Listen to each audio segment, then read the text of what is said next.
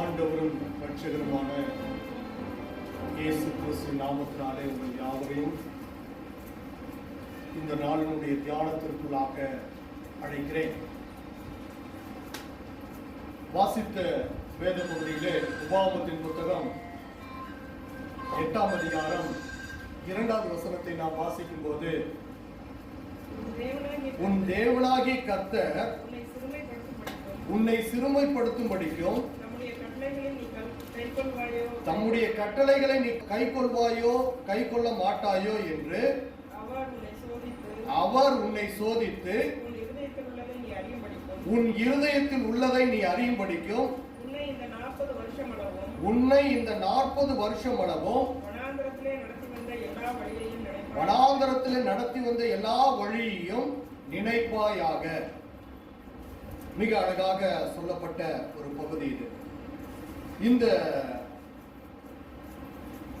Lent நாட்கள் என்று சொல்லி வேதத்தில் எங்கேயுமே சொல்லப்படவில்லை. லெந்து நாட்களை நாம் ஆசரிக்க வேண்டும் என்று சொல்லி எங்கேயும் வேதத்துல நாம வாசிக்கிறதும் இல்லை. ஆனால் இது இடையே கொண்டு வரப்பட்ட ஒரு காரியமா என்று சொல்லி நாம் பார்க்கும்போது, நாட்கள் சில நாட்களை நாம் கர்த்தருக்கென்று விசேஷித்துக் கொள்ள வேண்டியது அவசியமான ஒன்றாய் இருக்கிறது. இப்ப இந்த நாட்களுடைய முக்கியத்துவம் என்ன? ஆண்டவரும் இரட்சகருமாகி இயேசு கிறிஸ்துவை விசுவாசித்து அவருடைய பரிசுத்த இரத்தத்தினாலே கழுவி மீட்டெடுக்கப்பட்ட ஒவ்வொருவரும் நினைவு கூற வேண்டிய காரியங்கள் என்ன? கர்த்தருடைய பஸ்காவை ஆசரிப்பதற்கு முன்பதாக நமக்காக ஒழுங்கு செய்யப்பட்ட இந்த நாட்களை நாம் லெந்து நாட்கள் என்று சொன்னாலும் சொல்லிக் கொள்ளலாம், அல்ல வேறு ஏதேனும் நாட்கள் என்று சொல்ல வேண்டும் என்றாலும் சொல்லிக் கொள்ளலாம். ஆனால் என்ன செய்ய வேண்டும் என்பது அழகாக இங்கு வேதத்திலே சொல்லப்பட்டிருக்கிறது. உன் இருதயத்தில் உள்ளதை நீ அறியும்படிக்கு உன்னை இந்த 40 வருஷம் அளவும் வனாந்தரத்திலே நடத்தி வந்த எல்லா வழியையும் நினைப்பாயாக. உன் இருதயத்தில் உள்ளதை நீ எப்படி அறிந்து கொள்ள முடியும்? இருதயத்தில் உள்ள காரியங்களை எப்படி அறிந்து கொள்ள முடியும்? ஒன்று, 40 வருஷம் அளவும் இந்த வனாந்தரத்துல எப்படி ஆண்டவர் நடத்தி வந்தார்? அவர் நடத்தி வந்த வழி என்ன? எவ்விதத்திலே அவர் நடத்தினார்? இப்ப 40 ஆண்டுகள் என்று சொல்லி சொல்லப்பட்டிருக்கிறது. ஏன் இந்த 40 ஆண்டுகளை ஆண்டவர் கொடுத்தார் என்பதை நாம் அறிந்து கொள்ள வேண்டும். அப்பதான் நம்முடைய இருதயத்தில் என்ன நினைவுகள் உண்டாயிருக்கிறது என்பதை அறிந்து கொள்ள முடியும். ஏன் இந்த 40 ஆண்டுகள் என்று சொல்லி அறிந்தோம் என்றால், அந்த 40 ஆண்டுகளுடைய நோக்கம் எப்படி வந்தது?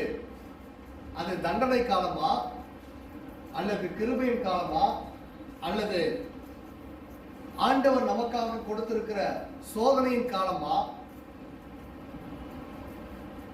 அல்லது ஆயத்தப்படுகிற காலமா என்பதை நாம் தெளிவாக அறிந்து கொள்ள முடியும். நாம் வாசிப்போம் என்றால் எண்ணாகமத்தின் புத்தகம் 14ஆம் அதிகாரத்தில் கடந்து வருவோம். எண்ணாகமத்தின் புத்தகம் 14ஆம் அதிகாரத்தை கடந்து வருவோம். எண்ணாகமத்தின் புத்தகம் 14ஆம் அதிகாரத்துல அழகாக ஒரு காரியமானது சொல்லப்பட்டிருக்கிறது. எல்லா பகுதியிலையும் நாம் வாசிக்க முடியாது. ஆகவே 26வது வசனத்திலிருந்து நாம் வாசித்தோம் என்றால் 27வது வசனத்திலே கர்த்தர் சொல்லுகிற காரியம் என்று சொல்லி ஆரம்பிக்கிறார். 26லிருந்து கர்த்தர் மோசேயும் ஆரோனை நோக்கி சொல்லுகிற காரியம் என்ன? எனக்கு விரோதமாய் முறுமுறுக்கிற இந்த பொல்லாத சபையாரை எதுவரைக்கும் பொறுப்பேன். நல்லா கவனிங்க. இப்ப ஆண்டவர் எங்கிருந்து நம்மை வழி நடத்தி வந்திருக்கிறார் என்பதை ஜனங்கள் அறிந்து கொள்ள வேண்டும். எகிப்தின் அடிமைத்தன வீடாகிய அடிமைத்தனத்திலிருந்து எகிப்திலிருந்து அவர்களை ஆண்டவர் மீட்டுக் கொண்டு வந்தா, செங்கடலை கடக்க செய்தார். செங்கடலை கடக்க செய்த தேவன் மிக அழகாக சொல்லப்பட்டிருக்கிறது, அவர்களை அற்புதமாக ஏலிமுக்குள்ளே கொண்டு வந்தார். ஆனாலும் ஜனங்கள் முறுமுறுக்கிற காரியம் அதிகமாக இருந்தது. அதனை தொடர்ந்து பார்க்கும்போது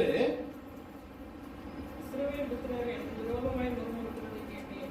தொடர்ந்து முறுமுறுக்கிறதை நான் கேட்டேன். நீ அவர்களோட சொல்ல வேண்டியது என்னவென்றால், இப்ப சொல்ல வேண்டியது என்ன? நான் எனக்கு விரோதமாய் அவர்கள் எழும்பினார்கள். விரோதமாய் எழும்பினது மாத்திரமல்ல, முறுமுறுத்தார்கள், எதிரான காரியங்களை செய்தார்கள். கர்த்தருடைய சித்தத்திற்கு மாறாக எதிரான காரியத்தை அவர்கள் செய்கிறார்கள். என்ன காரியத்தை செய்தார்கள்? இப்ப நீ அவர்களோடு சொல்ல வேண்டியது என்ன? நீங்கள் என் செவிகள் கேட்க சொன்ன பிரகாரம் உங்களுக்கு செய்வேன் என்பதை என் ஜீவனை கொண்டு சொல்லுகிறேன். என்ன காரியத்தை அவர்கள் பேசினார்கள்? வாசிப்பு அடுத்தது. இந்த வனாந்திரத்தில் உங்கள் பிரேதங்கள் விழும். ஆண்டவர் செவிகள் கேட்க பிரகாரம் சொன்னது என்னன்றது சொல்றதுக்கு முன்னாடி தண்டனை சொல்றார். என்ன தண்டனை சொல்றாரு? இந்த வனாந்திரத்தில் உங்கள் பிரேதங்கள் விழும். எப்படி இருக்குது பாருங்க. முடிவை சொல்லிட்டார். முன்னாடி சொல்லிட்டாரு. யாரு தப்பிப்பாங்கன்றதெல்லாம் சொல்லல. ஆண்டவருடைய கோபம் ஜனங்கள் மீது எப்படி வருகிறது? முறுமுறுக்கிற ஜனங்கள் மீது எப்படி வருகிறது? விரோதமா எழும்புகிற ஜனங்கள் மீது எப்படி வருகிறது? ஆண்டவருடைய கோபம் மிக தெளிவாக சொல்லப்பட்டிருக்கிறது. உங்கள் பிரேதங்கள் விழும். தண்டனையின் அறிவிப்பு. அடுத்தது, உங்களில் 20 வயது முதல் அதற்கு மேற்பட்டவர்களாக எண்ணப்பட்டு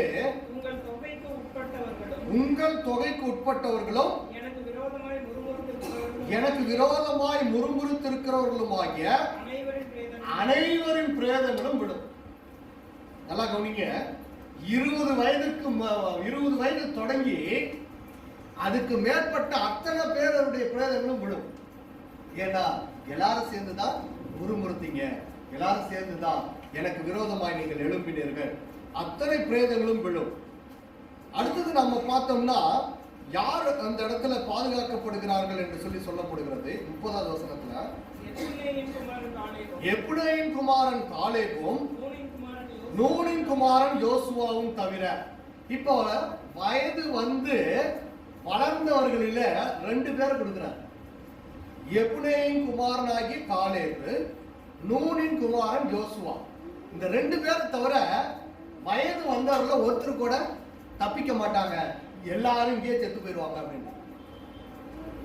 எகிப்துல இருந்து எதுக்கு சாகிறதுக்காக கூட்டு வந்தார் ஆண்டவர் எகிப்திலிருந்து சாவடிப்பதற்காகவா வனாந்தரத்துக்கு கொண்டு வந்தார். என்ன வாக்குத்தத்தம் பண்ணினார்? ஆபிரகாமுக்கு கொடுத்த வாக்குத்தத்தத்தை நிறைவேற்றுவேன் என்று சொல்லி, உங்களுக்காக நான் கொடுத்த ஆயத்தம் பண்ணின தேசத்திற்கு அழைத்து செல்வேன் என்று சொல்லி ஆண்டவர் எகிப்தின் அடிமைத்தன வீட்டிலிருந்து அவர் மீட்டு கொண்டு வருகிறார். அது மாத்திரமல்ல, செங்கடலை கடக்க செய்தார். இப்ப மன்னாவை கொடுக்கிறார். முறுமுறுக்கிறார்களே, விரோதமா எழும்புகிறார்களே. இந்த இடத்துல நல்ல கவனிங்க. 20 வயதுக்கு உட்பட்டவர்கள் இந்த இடத்துல அந்த மரணத்திற்குள்ளாக்கப்படவில்லை. 20 வயதிற்கு மேற்பட்ட ஜனங்கள் எல்லாருடைய பிரேதங்களும் விடும். 2 பேரை தவிர. காலேபு, யோசுவா. மோசேயின் பிரேதமும் யார்கிட்ட ஆண்டவர் சொல்றாரு? ஆரோனும் மோசேயும் அங்க இருக்கிறாங்க. 2 பேரும் விழுந்துருவாங்கன்றாரு. நல்லா யோசிச்சு பாருங்க. இவ்வளவு நாள் வந்து எல்லாத்தையும் கூட்டிட்டு வந்து மிகப்பெரிய காரியங்கள், கிரியைகள், ஆண்டவருடைய பலத்த கிரியைகள், ஆண்டவருடைய பலத்த கிரியைகள் யாவும் அவர்கள் மூலமாக நடப்பித்து, ஆனா அவங்க பார்க்க முடியாதுன்றார் ஆண்டவர். ஆனா என் தாசனாகிய மோசேன்றார். மோசே ஆண்டவர் வெறுக்கவில்லை, ஆனால் மோசேக்கு ஒரு தண்டனை கொடுக்கிறார். இப்ப இவர்களையும் ஆண்டவர் அழிக்கிறார். இவர்கள் பிரேதங்கள் எல்லாம் இங்கே விழுந்து போகும். அழிவு வேற, ஆண்டவர் மீட்டெடுக்கிற காரியம் வேற. அப்ப அழிவுக்கு உட்பட்டவர்கள் ஒருபொழுதும் மீட்டெடுக்கப்பட மாட்டார்கள். அழிவுக்கு எத்தனைப்பட்டவர்கள் ஒருபோதும் மீட்பு கிடையாது. அவர்கள் ஒருவேளை மீட்பது போல வெளியே வரலாம், எகிப்திலிருந்து வெளியே வரலாம், ஆனா கானான் தேசத்துக்கு போக முடியாது. நான் சொல்றது புரியுதுன்னு நினைக்கிறேன். எகிப்திலிருந்து வெளியே வரலாம், கானான் தேசத்துக்கு போக முடியாது. பாவத்திலிருந்து வெளியே வந்தது போல தோன்றலாம், பரலோகத்துக்கு போக முடியாது. புரியுதுங்களா? அதுதான் ஆண்டவர் சொல்ல வர்றார். இந்த நாட்கள் எதற்காக? இந்த 40 ஆண்டு காலம் ஆண்டவர் கொடுப்பது, இஸ்ரேல் ஜனங்களுக்கு கொடுத்தது எதற்காக? ஒருவேளை அந்த 40 ஆண்டு காலத்துல என்ன நடக்கும்? ஜனங்களுடைய இருதயம், அதாவது உபாகமம் 8ஆம் அதிகாரத்துல உன்னுடைய இருதயத்தின் சிந்தை என்னவென்று நீ அறிந்து அதன்படியாக, அப்ப இருதயத்தின் சிந்தை எப்படிப்பட்டது என்பதை கர்த்தர் அறிந்து அதன்படியாக செயல்படுத்துகிறவராய் இருக்கிறார். அப்ப அந்த 40 ஆண்டு காலத்துல உன்னுடைய இருதயத்தின் சிந்தை நிச்சயமாக எனக்கு விரோதமாக தான் இருக்கும். உன்னுடைய பிரேதங்கள் எல்லாம் விழுந்து போகும் ஆண்டவர். இப்ப அடுத்த வசனத்தை வாசிப்போம்.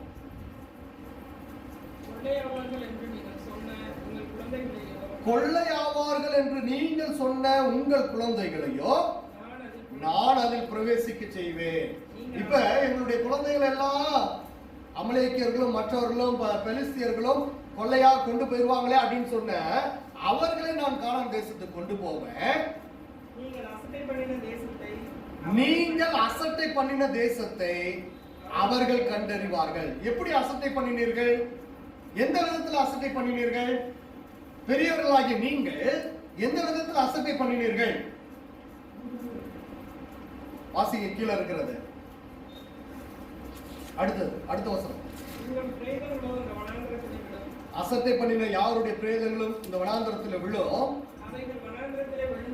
அவைகள் வனாந்தரத்தில் விழுந்து தீரும் மட்டும் உங்கள் பிள்ளைகள் 40 வருஷம் வனாந்தரத்தில் திரிந்து நீங்கள் சோரம் போன பாதகத்தை சுமப்பார்கள்.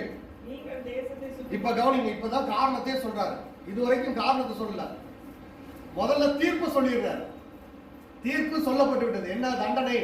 தீர்ப்பு தண்டனை வந்துருச்சு. அழிவு யார் பாதுகாக்கப்படுவா? முதல்ல அழிவு வந்துருச்சு, அடுத்தது யார் பாதுகாக்கப்படுவா வந்துருச்சு. இப்பதான் காரணத்தை சொல்றாரு. எதனால? அடுத்த வசனம் 34. நீங்கள் தேசத்தை சுற்றி பார்த்த 40 நாள் இலக்கத்தின்படியே. நல்லா கவனிங்க. அப்ப அதுல எத்தனை பேர் தான் வந்து நல்லதை சொன்னாங்க? 2 பேர் மட்டும். மத்தவங்க எல்லாம் என்ன சொன்னாங்க? விரோதமாக சொன்னார்கள். இப்ப நல்லா கவனிங்க, இந்த இடத்துல நீங்கள் தேசத்தை சுற்றி பார்த்த 40 நாள் சுற்றி பார்த்தீங்க. தேசத்தை, கானான் தேசத்தை 40 நாள் சுற்றி பார்த்தீர்கள். அந்த இலக்கத்தின்படியே ஒவ்வொரு நாள் ஒவ்வொரு வருஷமாக நீங்கள் 40 வருஷம் உங்கள் அக்கிரமங்களை சுமந்து என் உடன்படிக்கைக்கு வந்த மாறுதலை உணர்வீர்கள். யார் சொல்றா? கர்த்தர் சொல்லுகிறார், மனுஷன் சொல்லல, கர்த்தர் சொல்லுகிறார். என்னுடைய உடன்படிக்கையில நீங்கள் விழுந்து போனதை உணர்வீர்கள், வந்த மாறுதலை உணர்வீர்கள். 40 நாள் போயிடுச்சு. எல்லாத்தையும் சுத்தி பார்த்துட்டு அங்க தேசத்தினுடைய கொழுமை எல்லாத்தையும் தூக்கி, ரொம்ப ஆள் உயர திராட்சை குலைகள். அங்க என்ன ஆரம்பிச்சா? ஆள் உயர திராட்சை குலைகள். நல்ல அத்திப்பழங்கள் கிடைச்சதாம், மாதுளம் பழங்கள் கிடைச்சதா. அது போல ஒரு மாதுளம் பழத்தை அவங்க சாப்பிட்டதே கிடையாது. அது போல அத்திப்பழங்களை அவர்கள் சாப்பிட்டதே கிடையாது. அப்படிப்பட்ட அத்திப்பழங்கள் பாருங்க. 13ஆம் அதிகாரம் 23வது வசனம். பின்பு அவர்கள் எஸ்கோல் பள்ளத்தாக்கு மட்டும் போய் ஒரே குலையுள்ள ஒரு திராட்சை கொடியை அறுத்தார்கள். அது ஒரு தடியிலே 2 பேர் கட்டி கொண்டு வந்தார்கள். ஏன்னா ஒருத்தர் தூக்க முடியல, 2 பேர் கட்டி தூக்கி வந்தாங்க. அப்படின்னா பாத்துங்க, 2 பேரு ஒரு பெரிய கம்பு வச்சு அந்த கொலைய மாட்டி தூக்கிட்டு வந்தாங்க, தோல்ல தூக்கிட்டு வந்தார்கள். அது மட்டும் இல்ல, அங்க என்னென்னலாம் கிடைச்சது அப்படின்னு சொல்லி பார்த்தோம்னா, மாதுளம் பழங்களிலும் அத்தி பழங்களிலும் சிலவற்றை கொண்டு வந்தார்கள். ஏன்னா அவங்களுக்கு அதெல்லாம் புதுசா தெரிஞ்சு, அவ்வளோ அருமையான தேசத்தை இவர்கள் போய் பார்த்துட்டு வந்து கடைசியா என்ன சொன்னாங்க?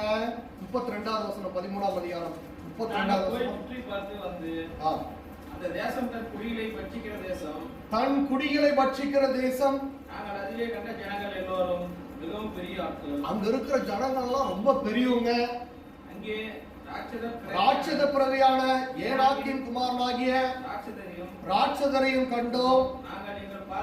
நாங்கள் எங்கள் பார்வைக்கு வெட்டுக்கிளிகளைப் போல இருந்தோம், அவர்கள் பார்வைக்கு அப்படியே இருந்தோம் என்று சொல்லி இஸ்ரவேல் புத்திரருக்குள்ளே தாங்கள் சுற்றி பார்த்து வந்த தேசத்தை குறித்து துர்ச்செய்தி பரம்ப செய்தார்கள். துர்ச்செய்தி பரம்ப செய்தார்கள். உடனே ஜனங்கள்லாம் ராத்திரி முழுசும் அழுது புலம்பி தங்களுக்குள்ள ஒருத்தரை தலைவரா தேர்ந்தெடுத்து மறுபடியும் நாங்கள் எழுத்துக போவோம்னு சொல்லி முறுமுறுக்க ஆரம்பிக்கிறார்கள். அப்படிப்பட்ட வேலையில தான் ஆண்டவர் சொல்றாரு, அத்தனை பேர் நீ செத்து போவடா, பொய்யான காரியங்களை நீ சொல்வீர்கள் என்றால் அத்தனை பேருடைய பிரேதங்களும் விழுந்து போகும். அதான சொல்றாரு ஆண்டவர். முதல்ல தண்டனை தான் சொல்றாரு ஆண்டவர், தீர்ப்பின் தண்டனை தான் சொல்றாரு. யாரெல்லாம் பொய்யா வந்து சொன்னீங்களோ அத்தனை பேருடைய 20 வயசுக்கு மேற்பட்ட அத்தனை பேருடைய பிரேதங்களும் வனாந்தரத்தில் விழுந்து போகும். இப்ப எத்தனை நாள் சுத்தினாங்க? 40 நாள். லக்கத்தின்படி 40 வருஷம் அவர்கள் வனாந்தரத்துல சுற்றி திரிவார்கள். இந்த 40 வருஷத்துல ஒருவேளை உன்னுடைய சந்ததி என்னுடைய கிரியைகளை அறிந்து என்னிடமாய் திரும்புவார்கள் என்றார், நிச்சயமாய் நான் அவர்களுக்கு இறங்குவேன் என்றார். ஆனா அவருடைய இருதயத்தை அறிந்த கர்த்தர் சொன்னாரு, எல்லாருடைய பிரேதங்களும் விழுந்து போகும். கடைசியில யாருமே போகல. 20 வயதுக்கு மேற்பட்ட இருந்து காணப்பட்ட நபர்களிலே 2 பேர், காலேபும் யோசுவாவும் மட்டும். 20 வயதுக்கு உட்பட்ட ஜனங்களிலே குழந்தைகளாய் காணப்பட்டவர்கள் யாவரும் 40 வருஷம் வயது பெருசாச்சுன்னா என்னாச்சு? அவங்களுக்கு என்ன வயசுல உள்ள போயிருப்பாங்க? கானான் தேசத்துக்கு போகும்போது 20 வயசுக்கு உட்பட்ட ஜனங்கள் 40 வருஷம் கழிச்சு என்ன வயசுல உள்ள போயிருப்பாங்க? அப்ப அவங்களுடைய இருதயத்தின் நினைவு எப்படிப்பட்டதா இருக்கும்? ஐயோ, எங்க அப்பா அம்மா எங்களுடைய தாத்தா பாட்டி எல்லாம் இங்கே செத்து போய் வனாந்தரத்துல விழுந்து போறாங்களே.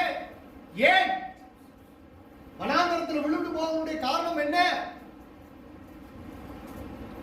40 நாள் தேவனுடைய அதிசயமான கிரியைகளை கண்டு, தேவனுடைய உன்னதமான காரியங்களை கண்டு அவருக்கு விரோதமாய் எழும்பி முறுமுறுத்தபடியினாலே 40 ஆண்டு காலம் அதை காணும்படியான அந்த ஒரு காரியத்தை தண்டனையை ஆண்டவர் அனுமதிக்கிறார். நீங்கள் தேசத்தை சுற்றி பார்த்த 40 நாள் லக்கத்தின்படியே ஒவ்வொரு வருஷமாக நீங்கள் 40 வருஷம் உங்கள் அக்கிரமங்களை சுமந்து என் உடன்படிக்கைக்கு வந்த மாறுதலை உணர்வீர்கள்.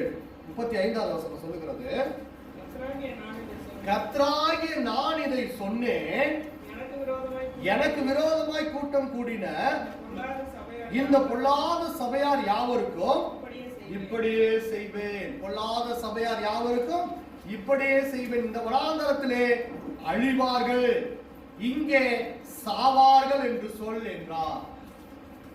நடந்ததா இல்லைங்களா? சாகவே சாவீர்கள் என்று சொல்லி ஏதேன் தோட்டத்தில் சொல்லப்பட்ட அதே வார்த்தை உபயோகப்படுத்தப்படுகிறது. அதே வார்த்தை தான் கடந்த வாரத்துக்கு முந்தின வாரம் நான் பிரசங்கம் பண்ணும்போது சொன்னேன். ஞாபகம் இருக்கா யாருக்காவது? சாகவே சாவீர்கள். யாருக்கா ஞாபகம் இருக்கா? சாகவே சாவாயின்னு சொல்லி ஆண்டவர் எச்சரித்தார். அபிமெலேக் ஆபிரகாமும் சாராலும் அங்கே போகும்போது அந்த இடத்துல அபிமெலேக் ராஜா சாராளை தன்னகத்தை முந்தின வாரம்ன்றதுனால மறந்துட்டீங்க. போன வாரம் சொன்னது ஞாபகப்படுது. முந்தின வாரம் எப்படின்னா நான் திரும்ப சொன்னேன். ஏன்னா கர்த்தரே தேவன், நான் அவருடைய ஜனம் என்று சொல்லும் போது நாம் எப்படிப்பட்டவர்களாய் காணப்பட வேண்டும்? கர்த்தர் எனக்கு செய்த உன்னதமான அதிசயமான கிரியைகள் என்ன? சாகவே சாவா என்று சொல்லி அபிமெலேக்கு ஆண்டவர் எச்சரித்த போது அவர் அந்த எச்சரிப்புக்கு கீழ்ப்படிந்தவனாய் தவறை செய்யாமல் பாவம் செய்யாதபடி தன்னுடைய ஆத்துமாவை காத்து கொண்டான். பிரியமானவர்களே, இந்த ஜனங்கள் தன்னுடைய ஆத்துமாவை காத்துக் கொள்ளாதபடிக்கு தேவனுக்கு விரோதமாக பாவம் செய்தார்கள், சாகவே சாவார்கள் என்று சொல்லி ஆண்டவர் எச்சரிக்கை கொடுக்கிறார். அதே போல அவர்கள் என்ன ஆனார்கள்? விரோதமாய் எழும்பினார்கள், செத்தும் மடிந்தார்கள். அப்ப இந்த 40 நாள் நமக்கு என்ன வேலை, என்ன காரியம்? விரோதம் பாராட்டினார்கள், முறுமுறுத்தார்கள், எதிரான காரியங்களை செய்தார்கள், கர்த்தருடைய சித்தத்திற்கு விரோதமாய் நடந்தார்கள். எல்லாமே முடிஞ்சிருச்சு. ஏன்? எதனால இது நடந்தது? எதனால இது நடந்தது?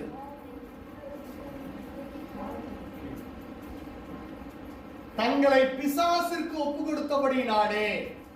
அங்க போய் சுத்தி பார்க்க போனவங்க ஆண்டவருடைய சித்தத்தை அவர்கள் உணரவில்லை. உலகத்தையும் உலகத்தின் காரியங்களையும் பார்த்தார்கள். பிசாசின் கிரியை அங்கே செயல்படுகிறதை நாம் பார்க்க முடியும். அங்கே போய் பார்த்து வந்த ஜனங்களுடைய இருதயத்துல என்ன பயம்? பயம் தான் முதல்ல வந்துச்சு. அவங்க அப்படிப்பட்டவங்க, இவங்க இப்படிப்பட்ட. யார் பயத்தை கொடுப்பா? முதல்ல பிசாசு. பயத்தை கொடுக்கிறவன், ஒரு மனிதனை அழிக்கிற நிலைக்கு கொண்டு போகிறவன் பிசாசு. பிசாசுக்கு நாம் இடம் கொடுத்தோம் என்றால் நாம் அழிந்து விடுவோம் என்பதை மிகவும் ஜாக்கிரதையாக நாம் கொள்ள வேண்டும் பிரியமானவர்களே. அதைதான் ஆண்டவர் எச்சரிக்கிறார். பிசாசிற்கு இடம் கொடாதபடிக்கு நாம் பாதுகாக்கப்பட வேண்டும். பார்த்தோம், வனாந்தரத்திலே பிரேதங்கள் விழும் என்று சொல்லி சொல்லுகிறார். அவர்கள் கொள்ளையாவார்கள் என்று சொல்லி சொல்லுகிறார். பிள்ளைகளுடைய பாதகத்தை சுமப்பார்கள் என்று சொல்லி சொல்லப்பட்டிருக்கிறது. பிரியமானவர்களே, மிகவும் எச்சரிக்கையோடு கூட நாம் கடந்து செல்ல வேண்டியது அவசியமாக இருக்கிறது. அப்ப இந்த 40 நாட்கள் நாம் செய்ய வேண்டியது என்ன? மத்தேயு எழுதின சுவிசேஷத்துல ஆண்டவராகிய இயேசு கிறிஸ்து ஒரு காரியத்தை சொல்லுகிறார். 16ஆம் அதிகாரம் 23ஆவது வசனத்தை வாசிப்போம். அவரோ திரும்பி பேதுருவை பார்த்து, எனக்கு பின்னாக போ சாத்தானே, நீ எனக்கு இடரலாய் இருக்கிறாய். எனக்கு பின்னாக போ சாத்தானே, நீ எனக்கு இடரலாய் இருக்கிறாய். நல்லா கவனிங்க. பேதுரு ஆண்டவர் தாம் எப்படி மரிக்க போகிறார் என்பதை சொன்ன உடனே அந்த இடத்துல பேதுரு அந்த இடத்துல ஆண்டவராய் கிறிஸ்துவை நோக்கி, இது உமக்கு நேரிடக்கூடாது, இது உமக்கு சம்பவிப்பதில்லை என்று சொல்லி அந்த இடத்துல பேச தொடங்குகிறார். அப்ப ஆண்டவர் பேதுருவை என்னவாக சொல்லுகிறார்? அந்த இடத்துல பின்னாலே போ சாத்தானேன்றார். இப்ப இந்த இடத்துல பேதுருவை சொன்னாரா, அல்லது அவனுக்குள்ளாக இருந்து பேசுகிற அந்த பிசாசை நோக்கி சொல்லுகிறாரா? பிசாசை நோக்கி சொல்லுகிறார். அவனுக்குள்ள இருந்து வேலை செய்யறது யாரு? இப்ப உலகம் உள்ள வந்துருச்சு. ஏன்னா பேதுரு என்ன எதிர்பார்ப்போட இருக்கிறாங்க? அங்க இருக்கிற யூதர்கள் என்ன எதிர்பார்ப்போட இருக்கிறாங்க? ராஜாவாக, இயேசுவை ராஜாவாக, ரோமர்களை எதிர்த்து ஆளுகை செய்யக்கூடிய ராஜாவாக வருவார் என்று சொல்லி எதிர்பார்த்து காத்திருந்தார்கள். ஆனா இவர் என்னன்றாரு? நானும் மரிப்பேன் என்று சொல்லி சொல்லுகிறாரே. அப்ப என்ன நடக்கும்? என்ன சம்பவிக்கும்? அதனால இதெல்லாம் உங்களுக்கு நடக்கூடாது. நாம ராஜாவா, நீங்க ராஜாவா இருக்கணும், நாங்களாம் மந்திரிகளா இருக்கணும். இதுல அவர் பேசுறாரு. ஆண்டவர் சொல்றாரு, எனக்கு பின்னே போ சாத்தானே, நீ எனக்கு இடரலாய் இருக்கிறாய், நீ எனக்கு இடரலாய் இருக்கிறாய். தேவனுக்கு ஏற்றவைகளை சிந்தியாமல் மனுஷருக்கு ஏற்றவைகளை சிந்திக்கிறார் என்றார். ஏன்னா தேவனுக்கு ஏற்ற சிந்தனை அவனுக்குள்ளே எதை கொண்டு வரும்? அதுக்கு முன்னாடி வசனமே சொல்லுது. 13ஆவது வசனத்தை வாசிங்க, 15ஆவது வசனத்திலிருந்து வாசிங்க. அப்பொழுது அவர், நீங்கள் என்னை யார் என்று சொல்லுகிறீர்கள் என்று கேட்டார். சீமோன் பேதுரு பிரதியுத்தரமாக, நீ ஜீவனுள்ள தேவனுடைய குமாரனாகிய கிறிஸ்து என்றார். இப்படி சொன்ன அதே வாய்தான் என்ன சொல்லுதீங்க? இதெல்லாம் உங்களுக்கு சம்பவிக்க கூடாது. ஆண்டவர் என்ன சொல்றாரு? சாத்தான் வேலை செய்யலாம்.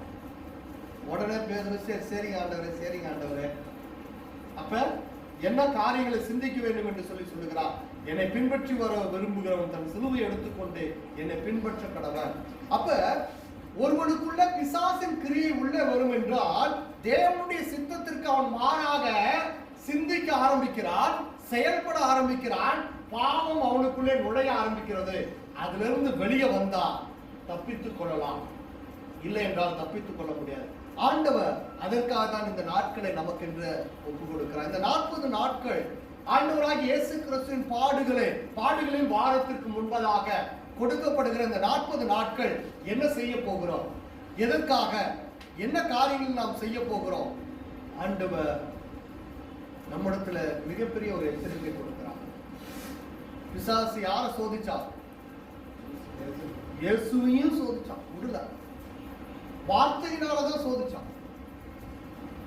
3 முறை இப்படி சொல்லுகிறதே, இப்படி எழுதியிருக்கிறதே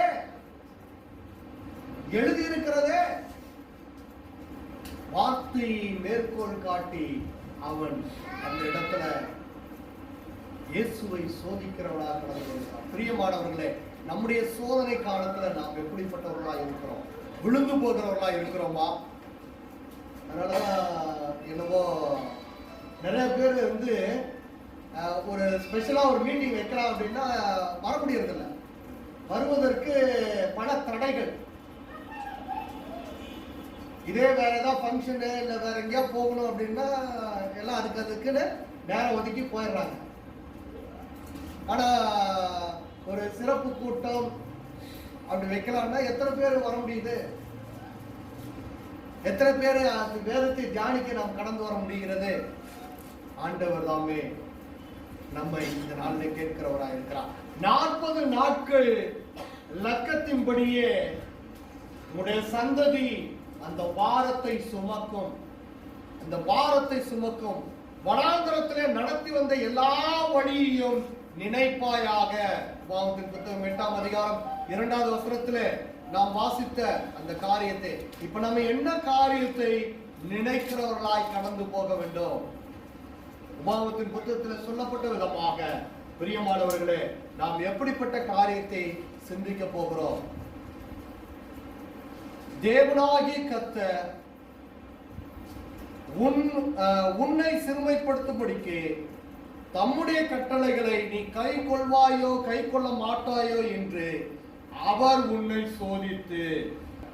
இப்ப நல்லா கவனிக்க வேண்டியது, இந்த 40 வருஷம் அவர்கள் கடந்து சென்ற அந்த காரியங்கள் தான். 40 நாள்ல செய்த காரியத்தை 40 வருடங்கள் சுமக்கிறார்கள். இப்ப ஆண்டவர் நமக்கு இந்த 40 நாளை தந்திருக்கார். நாம் என்ன செய்ய போகிறோம்? ஆண்டவருடைய கற்பனைகள் நமக்கு கொடுக்கப்பட்டிருக்கிறது. ஆண்டவருடைய கட்டளைகள் நமக்கு கொடுக்கப்பட்டிருக்கிறது. நீ எப்படிப்பட்ட இருதய சிந்தை உள்ளவளா இருக்கிறாய் என்று சொல்லி ஆண்டவர் நம்மிடத்துல கேட்கிறார். 3வது வசனம் சொல்லுகிறது, 8ஆம் அதிகாரம் 3வது வசனம், அவர் உன்னை சிறுமைப்படுத்தி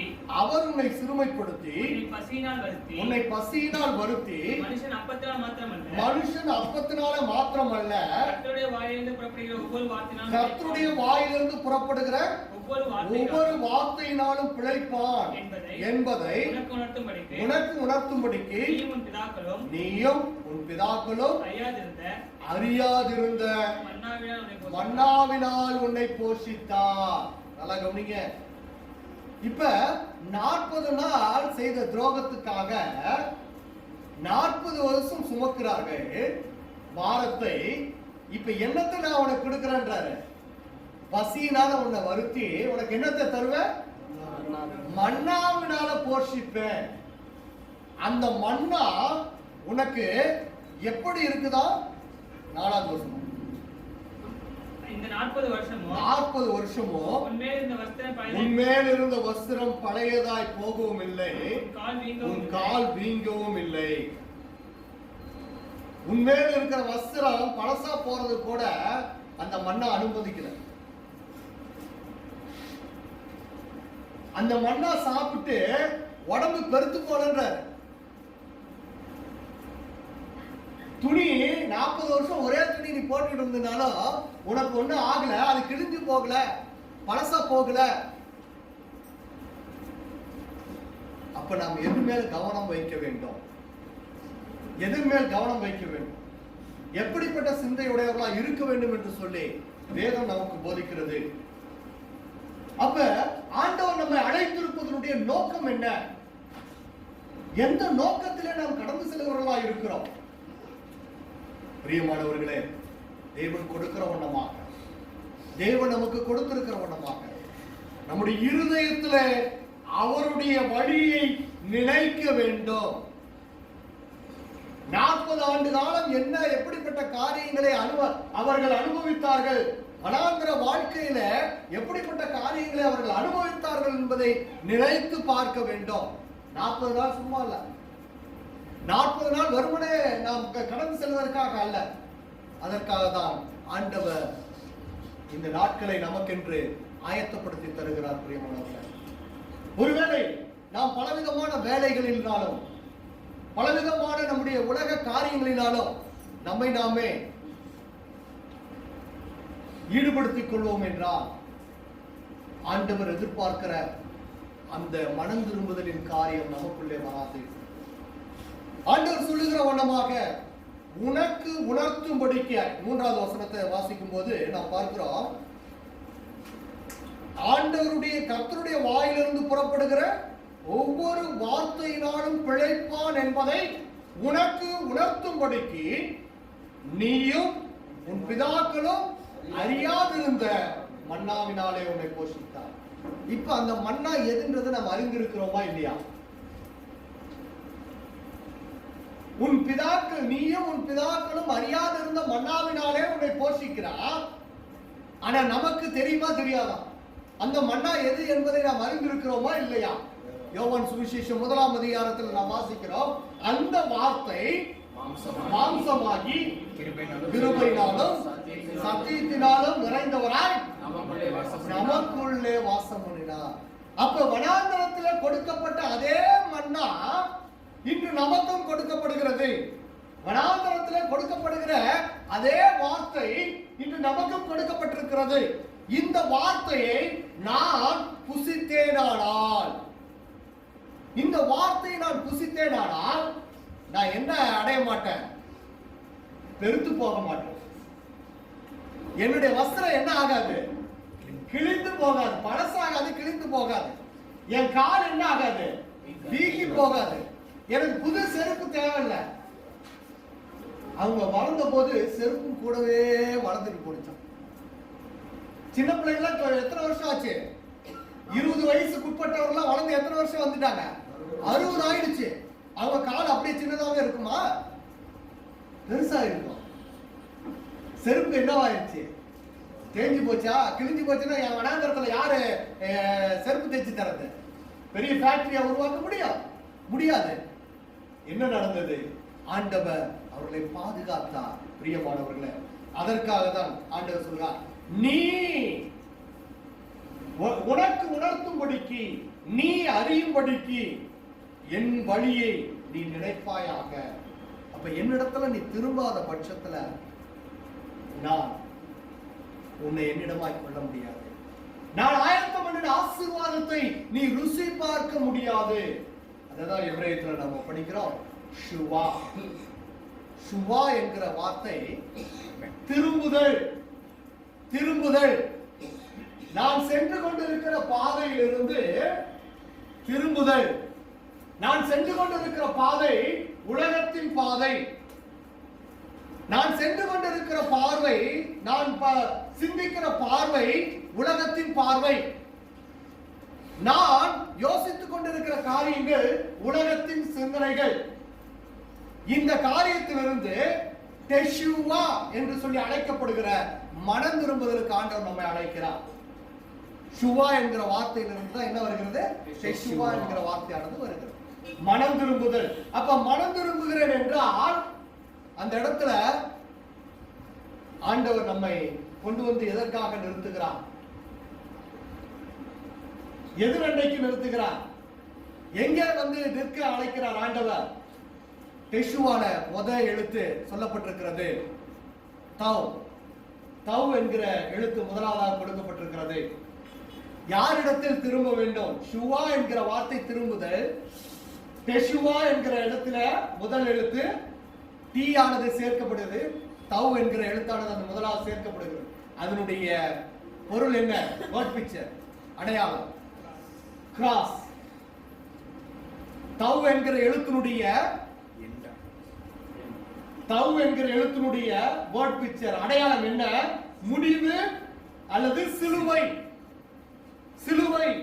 யார் ஒருவர் அந்த முடிவாகிய சிலுவை நோக்கி பார்க்கிறானோ, யார் ஒருவர் கிறிஸ்துவை நோக்கி பார்க்கிறானோ, சிலுவையிலே நமக்காக பாடுபட்டு மரித்து அடக்கம் பண்ணப்பட்டு உயிர் தெழுந்த கிறிஸ்துவை நோக்கி பார்க்கிறானோ அவனுக்கு மனம் திரும்புதல் உண்டு.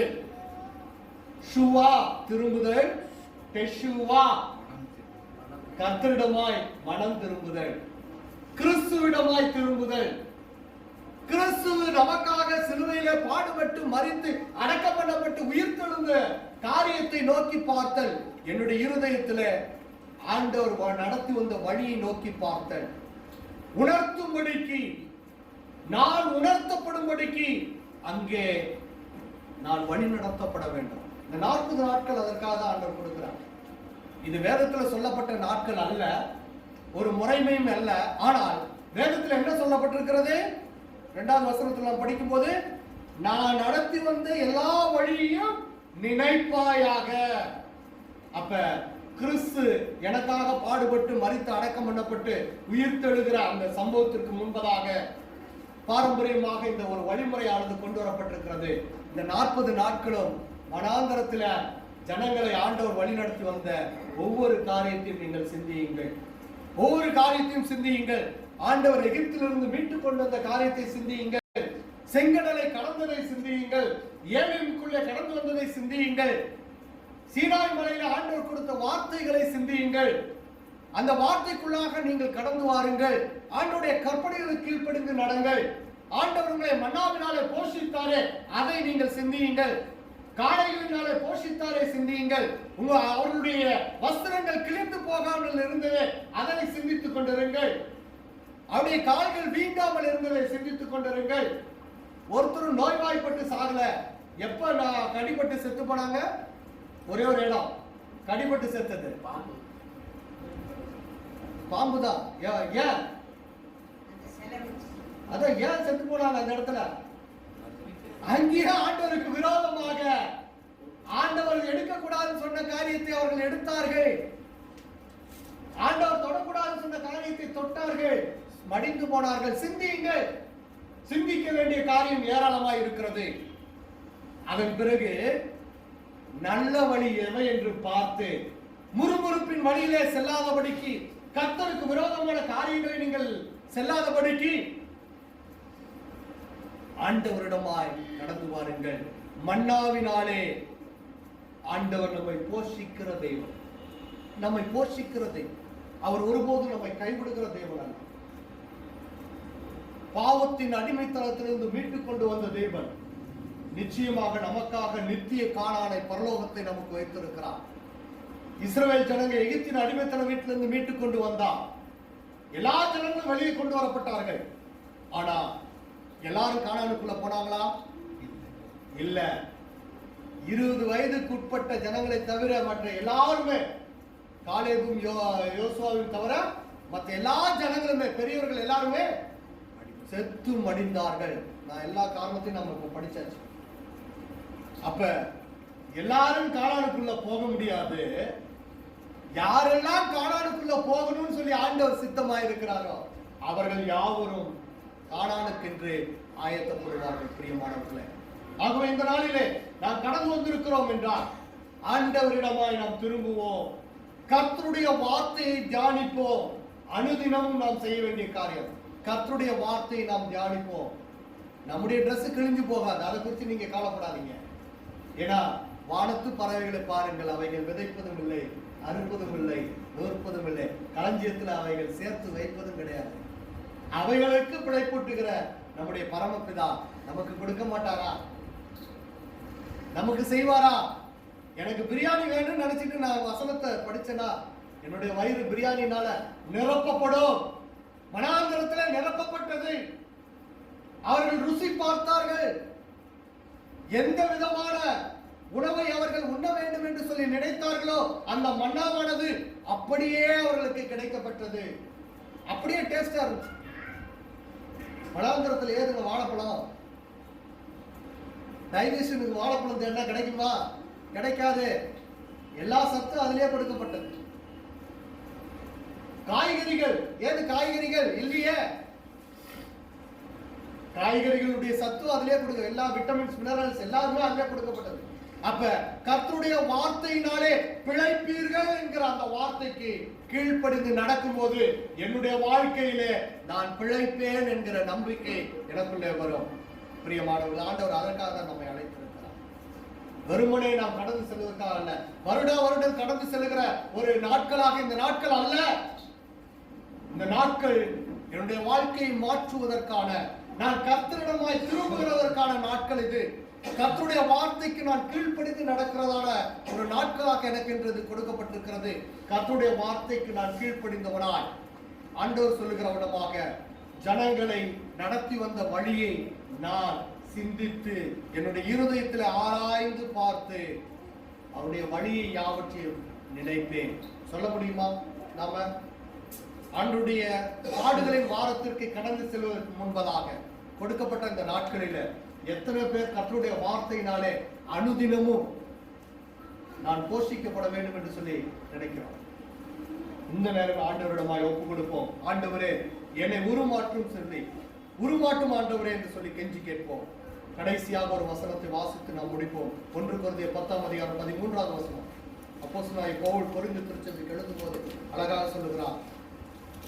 1 கொரிந்தியர் 10:13 மனுஷருக்கு நேரிடுகிற சோதனை அல்லாமல், மனுஷருக்கு நேரிடுகிற சோதனை அல்லாமல் வேறே சோதனை உங்களுக்கு நேரிடவில்லை. தேவன் உண்மையுள்ளவராய் இருக்கிறார். உங்கள் திராணிக்கு மேலாக நீங்கள் சோதிக்கப்படுகிறதற்கு அவர் இடம் கொடாமல் சோதனையை தாங்கத்தக்கதாக சோதனையோடு கூட அதற்கு தப்பித்துக் கொள்ளும்படியான போக்கையும் உண்டாக்குகிறார். சோதனையை தருகிற கர்த்தர் தப்பித்துக் கொள்ளும்படியான போக்கையும் தருகிறவராய் இருக்கிறார். சோதனை ஆண்டவர் அனுமதிக்கிறார். சோதனையிலே திராணிக்கு மேலாக நாம் சோதிக்கப்படுவதில்லை. அதுல விழுந்து போறோம்னா நம்ம திமிரு. ஆண்டவர் நல்ல அழகான திராட்சை குலைகளை, பெரிய ஆளுயர திராட்சை குலைகளை கொடுத்து அதை சாப்பிடறதுக்கு வா அப்படின்னு சொன்னாலும் இல்லன்னா நான் சாப்பிட மாட்டேன், அங்க இருக்கிற ஆளுங்க பெருசுன்னு பார்த்தோம்னா கானான் தேசத்துக்கு போக முடியாது. பிரியமானவர்களே, ஆண்டவர் நம்மை அழைத்திருக்கிறார். அப்படிப்பட்ட அழைப்பிலே நாம் இருக்கும்படியாக ஆண்டவரிடம் ஒப்பு கொடுப்போம். போக்கும்படியாக, அதிலிருந்து சோதனையிலிருந்து தப்பித்துக் கொள்ளும்படியான போக்கை ஆண்டவர் நமக்கு தருகிறார். கிறிஸ்து இயேசு தந்திருக்கிறார். உபத்திரம், இந்த உலகத்தில் உபத்திரம் உண்டு, ஆனாலும் திடன் கொள்ளுங்கள், உலகத்தை ஜெயித்தேன் என்று சொன்ன கர்த்தர் நமக்கு முன்னதாக சோதனைகளை ஜெயிப்பவராய் கடந்து அவரிடமாய் ஒப்பு கொடுப்போம். தப்பித்துக் கொள்ளும் போக்கை காட்டுகிற கர்த்தர் அவருடைய வசனம் என்கிற மன்னாவினாலே நாம் அனுதினமும் போஷிக்கப்பட ஆண்டவரிடமாய் நாம் திரும்புவோம். கர்த்தருடைய ஆசீர்வாதமான நித்திய காணானாகிய பரலோகத்தை சுதந்திரிப்போம். கர்த்தருடைய ஆசீர்வாதத்தை நம்முடைய வாழ்விலே காண்போம். கர்த்தர் தாமே நம்மை ஆசீர்வதித்து வழி நடத்துவாராங்க. ஆமென்.